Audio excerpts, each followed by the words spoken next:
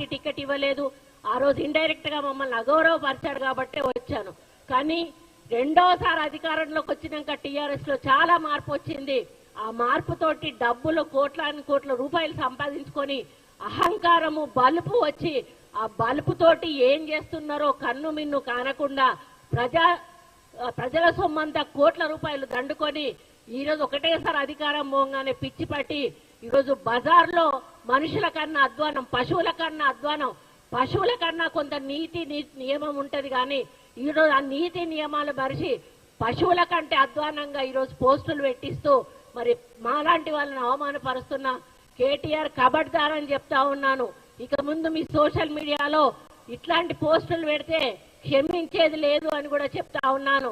మా కార్యకర్తలను కొట్టినందుకు మూల్యం కూడా చెల్లించుకోవాల్సిన అవసరం ఏర్పడుతుందని కూడా చెప్తా ఉన్నాను. నాలాంటి ఆడబిడ్డ శాపం తప్పకుండా తగులుతుంది. నా జీవితంలో ఈ రోజు వరకు నాకు ఒక చిన్న మచ్చ కూడా నా రాజకీయ జీవితంలో లేదు. నేనంటే ప్రతి పార్టీలోని నాయకులు కూడా నన్ను గౌరవిస్తారు. అక్క అని నోటి నిండా పిలిచి నాతో మాట్లాడతారు. ఈరోజు ఆంధ్ర రాష్ట్రానికి వెళ్తే నన్ను అందరూ అక్క అని పిలుస్తారు, నా భర్తను అందరూ కూడా బావ అని పిలుస్తారు.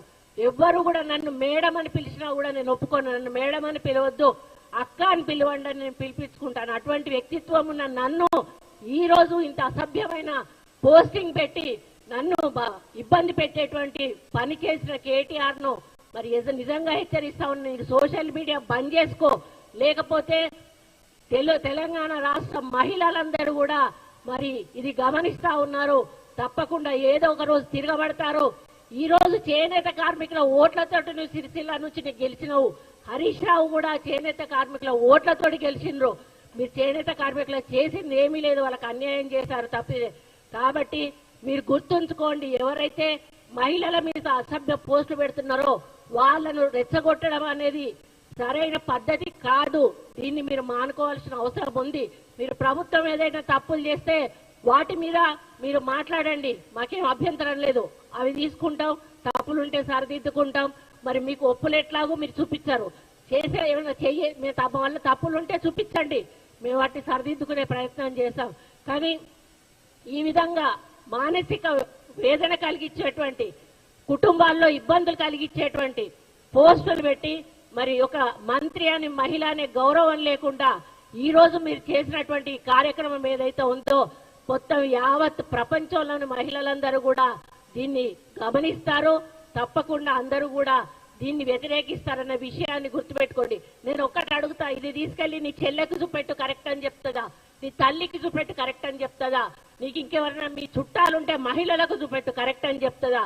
ఇది ఇంత దారుణంగా ఇటువంటి పోస్టులు పెట్టి ఒక గిరిజన మహిళను, ఒక బీసీ మహిళ, నేను ఒక బీసీ మహిళ విజయలక్ష్మి గారిని ఈరోజు ఇంత అవమానంగా ఇంత అసభ్యంగా మమ్మల్ని ప్రచారం చేయడం అనేది చాలా దారుణం.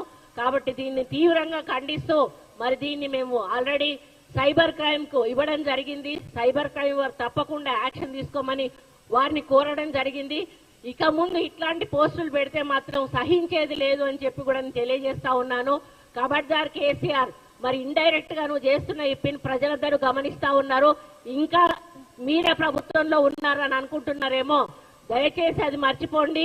ఈరోజు కాంగ్రెస్ ప్రభుత్వం రేవంత్ రెడ్డి గారి నాయకత్వంలో ప్రజా సంక్షేమం, అభివృద్ధి, హెల్త్,